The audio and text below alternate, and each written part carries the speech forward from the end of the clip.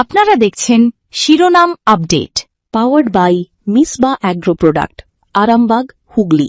কো-পাওয়ার্ড by Asha cancer institute, new hospital road, Rampurhat, Birbhum. নমস্কার, আপনারা দেখছেন সংবাদ শিরোনাম। শিরোনাম আপডেট নিয়ে রয়েছে আপনাদের সঙ্গে আমি।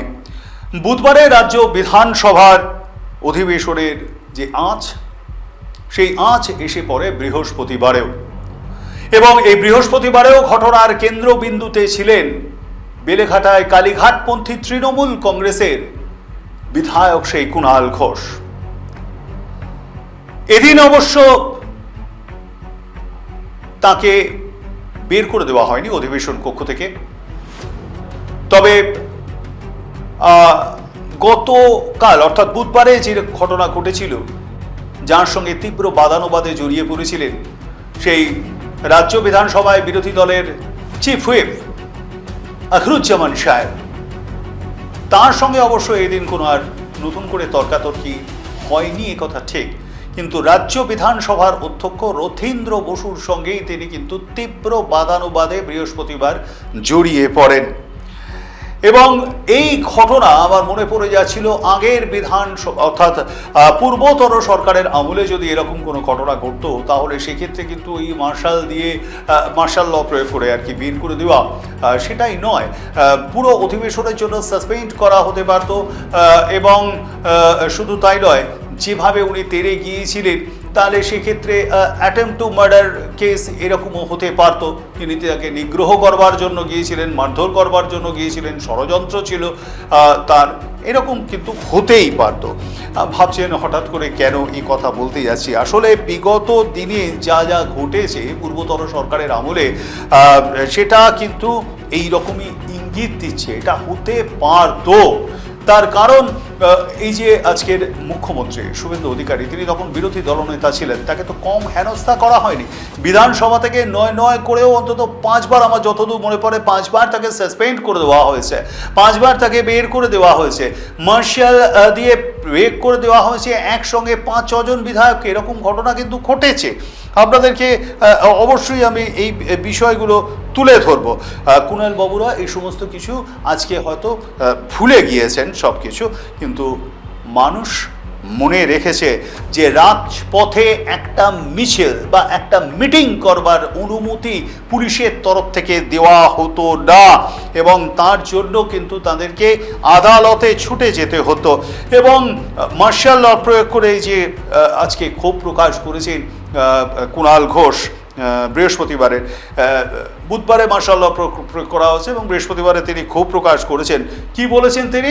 না, তাকে বলতে দেওয়া হয়নি। বাবুরাম সাপুরের সাপ, অর্থাৎ তাতে কোনো সরকারকে অস্বস্তিতে করতে হবে না, এইসব হবে, তো সেখানে আমাদের বলতে দিচ্ছে না। তার নাম চেঞ্জ করে দেওয়া হচ্ছে বারে বারে চিফ হুইপ নাকি তার নাম চেঞ্জ করে দেওয়া হচ্ছে, অথচ শোভনদেব চট্টোপাধ্যায় প্রবীণ বিধায়ক তার নাম জমা দিচ্ছেন, কিন্তু সরকার উল্টে দমন পীড়ন করে তাকে অধিবেশন কক্ষ থেকে বের করে দিয়েছে। এমনটাই অভিযোগ করেছেন কালীঘাটপন্থী তৃণমূল কংগ্রেসের বিধায়ক এবং মুখপাত্র কুণাল ঘোষ। আমাকে কণ্ঠরোধ করা হচ্ছে, আমাদের দিক থেকে শোভনদেব চট্টোপাধ্যায় নাম দিচ্ছেন, আমার নাম চেঞ্জ করে দিচ্ছেন। বারবার হওয়ার পর কাল আমি প্রতিবাদ করেছি, সে প্রতিবাদ করার পর তার উপর উল্টে আমার উপর দমন পীড়ন মার্শাল দিয়ে বার করে দিয়েছে। ঠিক এই সময়টায় আমাদের কিন্তু একটু পেছন ফিরে তাকাতে হবে। তার কারণ বিগত সরকারের আমলে, মানে তৃণমূল সরকারের আমলে বিরোধীদের প্রতি ঠিক কী ধরনের আচরণ করা হতো, কী ধরনের আচরণ করত সেই সময়ের শাসক দল, সেটা একটুখানি তুলে ধরা অবশ্যই প্রয়োজন। এই যে বাজেট নিয়ে আলোচনা হচ্ছে, পূর্ণাঙ্গ আলোচনাই সে সময় হতো না। বেশিরভাগ ইস্যুগুলোই বাজেটের পাঠিয়ে দেওয়া হতো গিলোটিনে, বিরোধীদের পর্যাপ্ত সময় দেওয়া হতো না বলবার জন্য। এটা কিন্তু ছিল, অর্থাৎ এটা কি দমন পীড়ন নয় আজকে কুণাল বাবু যে অভিযোগ করছেন? এবং যেটুকুনি আলোচনা হতো সেটা সরকার পক্ষই করত। বিরোধীদের যে টাইম দেওয়ার কথা সেই টাইমটা কিন্তু তারা দিত না, এবং তারা হই হট্টগোল করলেই তাদেরকে বার করে দেওয়া হতো বা বিধানসভা অধিবেশন মুলতবি করে দেওয়া হতো। বিভিন্ন সময় বিরোধী বিধায়কদের সাসপেনশন এবং একাধিক গুরুত্বপূর্ণ বিল ও বাজেট বিতর্কে একতরফা সিদ্ধান্ত নিয়ে গিয়েছে তদানীন্তন শাসক দল তৃণমূল কংগ্রেস। 2024 সালের ফেব্রুয়ারিতে সন্দেশখালী ইস্যুতে বিক্ষোভ দেখানোর জেরে শুভেন্দু অধিকারী সহ 6 জন বিজেপির বিধায়ককে 30 দিনের জন্য সাসপেন্ড করেছিল তদানীন্তন শাসক দল। ভাবতে পারেন 2025 ফেব্রুয়ারি বাজেট অধিবেশনের সময় ওয়েলে নেমে কাগজ ছিঁড়েছিলেন তৎকালীন স্পিকার, কাগজ ছিঁড়েছিলেন শুভেন্দু অধিকারী, এবং তার জেরেই সেই সময় স্পিকার বিমান বন্দ্যোপাধ্যায় শুভেন্দু অধিকারীকে সাসপেন্ড করে দিয়েছিলেন ওই অধিবেশনের জন্য।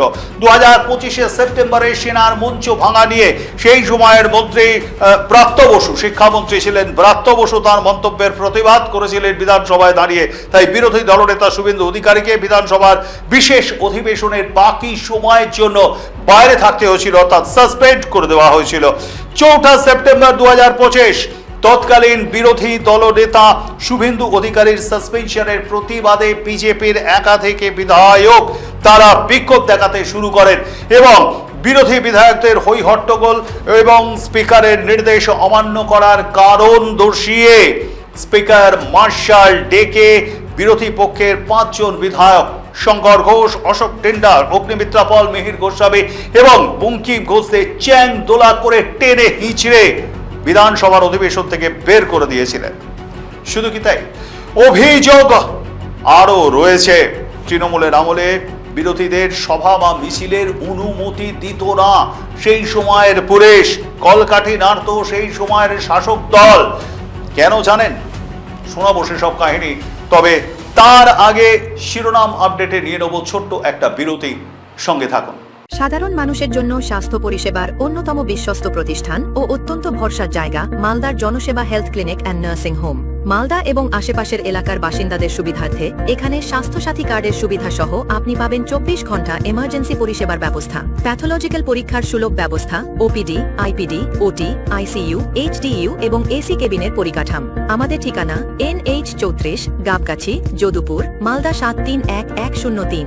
যোগাযোগ 961429842999/78129/03512220435।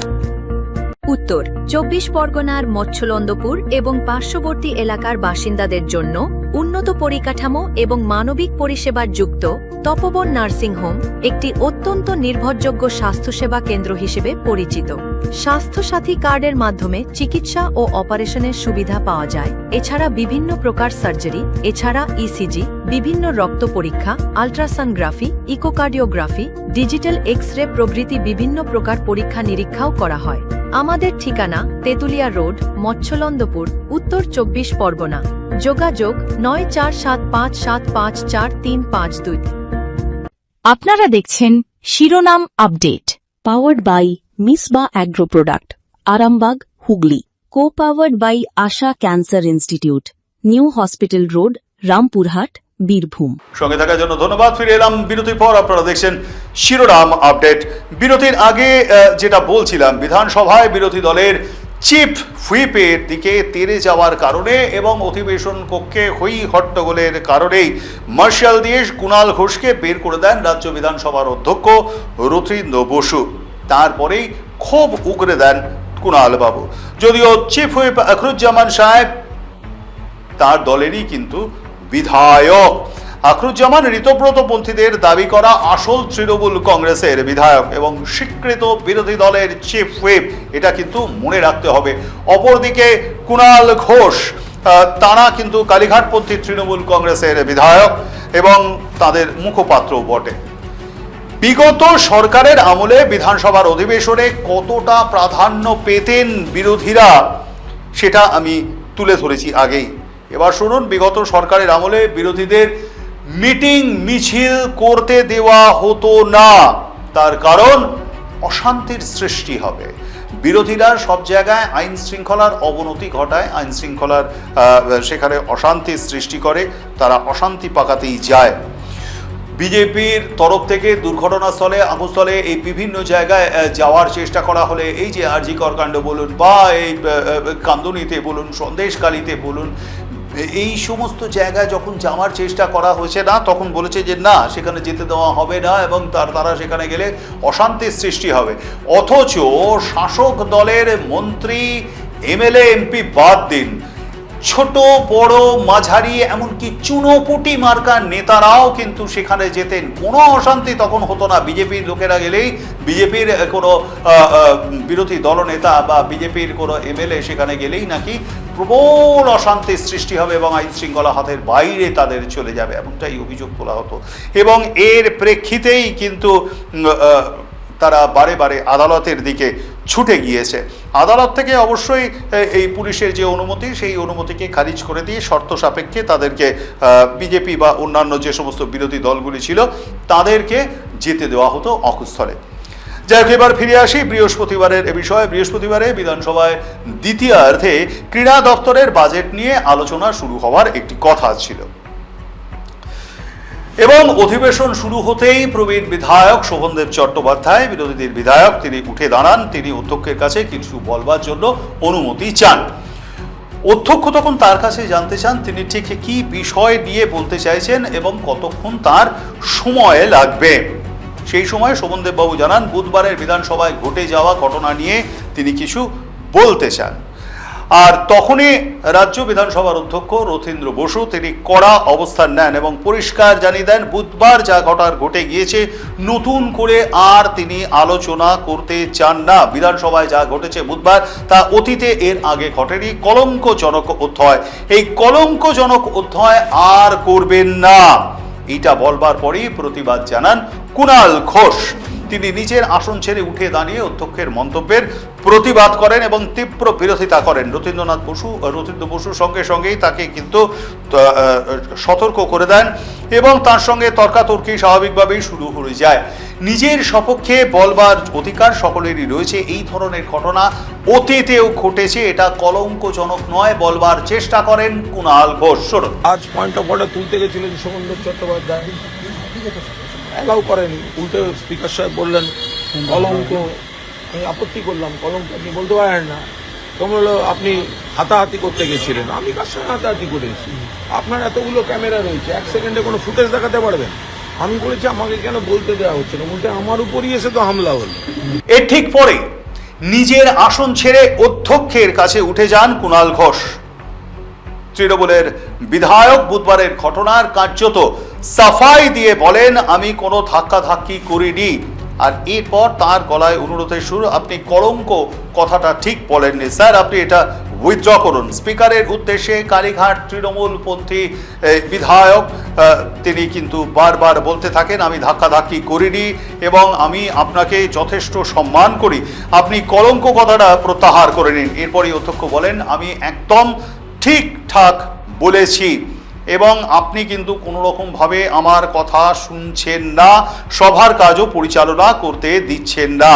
এবং তিনি তখন তাকে বারবার নিজের আসনে বসবার জন্য অনুরোধ করেন স্পিকার। পাশাপাশি ঋতব্রত তৃণমূলপন্থী ফিরহাদ হাকিমকে সেই সময় দেখা যায় তিনি উঠে যান, কুণাল ঘোষকে কিছু একটা বলেন এবং তাকে বুঝিয়ে নিজের আসনে ফিরে যাওয়ার জন্য অনুরোধ করেন। কুণাল ঘোষ এদিন ঋতব্রতপন্থীদের অর্থাৎ এই ফিরহাদ হাকিম বা ঋতব্রত দলে আর যারা যারা রয়েছে, আকরুজ্জামান সহ অরূপ রায়ও রয়েছেন, তাদের বিজেপির দালাল বলে তোপ দেখেছেন। বিজেপি আর বিজেপির দালাল এইগুলো মিলে একটা কন্ট্রোল করার চেষ্টা করছে। দেখা যাক, মানুষ দেখছেন এটা যে আসল প্রকৃত বিরোধী যারা সরকারের বিরুদ্ধে বা সরকারের কাছে প্রকৃত মানুষের কথাগুলো তুলে ধরতে পারবে, তাদের ওরা বলতে দিচ্ছে না, ওদের পোষা বিরোধীদের দিয়ে সাজানো কথা বলা হচ্ছে। বুধবার কালীঘাট তৃণমূল এবং ঋতব্রত তৃণমূলের মধ্যে চলা এই সংঘাত নজিরবিহীনভাবে বিধানসভার অন্দরে দেখতে পাওয়া যায়। বিধায়ক তথা বিরোধী দলের চিফ হুইপ আকরুজ্জামান তিনি যখন নিজের বক্তব্য রাখতে শুরু করেন, স্পিকার তার নাম ঘোষণা করেন এবং তিনি উঠে দাঁড়িয়ে বক্তব্য রাখতে শুরু করেন, তখনই কুণাল ঘোষ তার সামনে গিয়ে প্রতিবাদ করেন এবং তিনি বলতে থাকেন যে তাকে কেন বলতে দেওয়া হচ্ছে না। তাকে কেন বলতে দেওয়া হচ্ছে না? বারবার তিনি কিন্তু এইটা বলার চেষ্টা করেন, বারে বারে একেবারে মাইকের সামনে, এবং ইচ্ছাকৃতভাবে তার নাম বক্তাদের তালিকা থেকে বাদ দেওয়া হচ্ছে বলে তিনি অভিযোগ করেন। এবং তিনি সেই সময় কিন্তু সবাই নেমে আসেন, তৃণমূলের বিধায়করা তো বটেই, বিজেপির বিধায়করাও নেমে আসেন সেই সময় নেমে এসে কুণাল বাবুকে বোঝাবার চেষ্টা করেন। ওই দিক থেকে স্পিকার তিনি কিন্তু বারবার কুণাল বাবুকে অনুরোধ করতে পারেন, কুণাল বাবু আপনি নিজের আসরে গিয়ে বসুন, আপনি সভার কাজটা পরিচালনা করতে দিন, চিফ হুইপকে, বিরোধী দলের চিফ হুইপকে আপনি বলতে দিন। তো তারপরেও কিন্তু কুণাল ঘোষ এখানে দাঁড়িয়েছিলেন, এবং সেই সময় শঙ্কর ঘোষ বা অন্যান্য যারা ছিলেন তারা কিন্তু পরিষদীয় মন্ত্রী শঙ্কর ঘোষ, উচ্চশিক্ষামন্ত্রী জগন্নাথ চট্টোপাধ্যায়, তারাও কিন্তু নেমে আসেন। এবং স্পিকার তখন বারবার কুণাল ঘোষকে বলার পরেও তিনি যখন শোনেননি, তাকে কিন্তু সতর্ক করে দেন, আপনি কিন্তু এইরকমভাবে যদি করতে থাকেন হই হট্টগোল বা সভার কাজ চালাতে না দেন, তাহলে কিন্তু আমি আপনাকে সভাস্থল থেকে বের করে দিতে বাধ্য হব।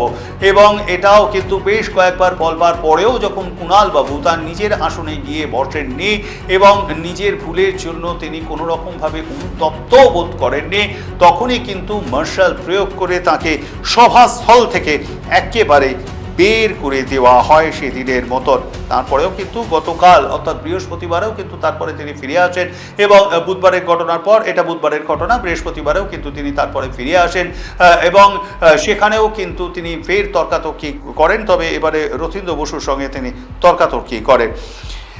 বিরোধীদের যে কণ্ঠরোধ করা হয়েছিল বিগত সরকারের আমলে, এই সরকারের আমলে অন্তত এখনো পর্যন্ত যা আমরা দেখছি সেই রকম কিন্তু কোনো ঘটনা ঘটেনি, অর্থাৎ বিরোধীদের কণ্ঠরোধ করার কিন্তু কোনো ঘটনা ঘটেনি। বরং বারবার কিন্তু শাসক দলের তরফ থেকে বলা হচ্ছে গঠনমূলক আলোচনা করুন, এবং সেই জায়গায় দাঁড়িয়ে অর্থাৎ হেলদি যে ডিসকাশন, সেই গঠনমূলক আলোচনা করুন, সমালোচনা করুন, অবশ্যই সেটা যেন গঠনমূলক হয়, কিন্তু অযথা হই হট্টগোল করবেন না। এখনো পর্যন্ত কিন্তু গণতন্ত্রের কণ্ঠরোধ করছে বিজেপি, এটা আমাদের চোখে পড়ে। আপনাদের কি মনে হয়?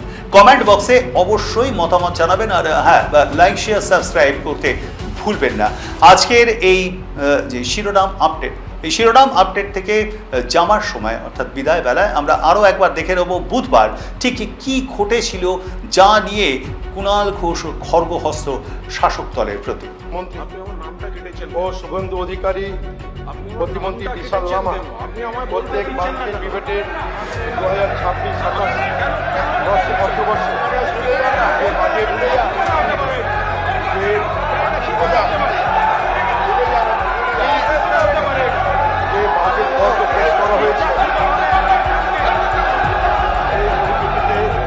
আপনি বসুন,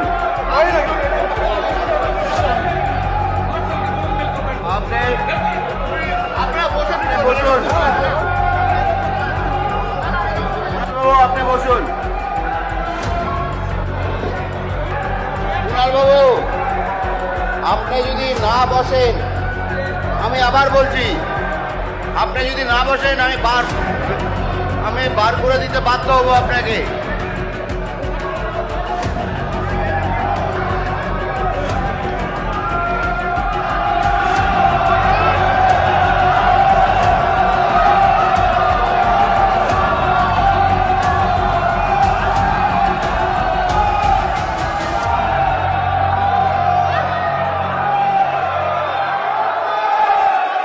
আপনারা দেখছেন শিরোনাম update, powered by Misba agro product, Arambagh, Hooghly. Co powered by Asha cancer institute, new hospital road, Rampurhat, Birbhum.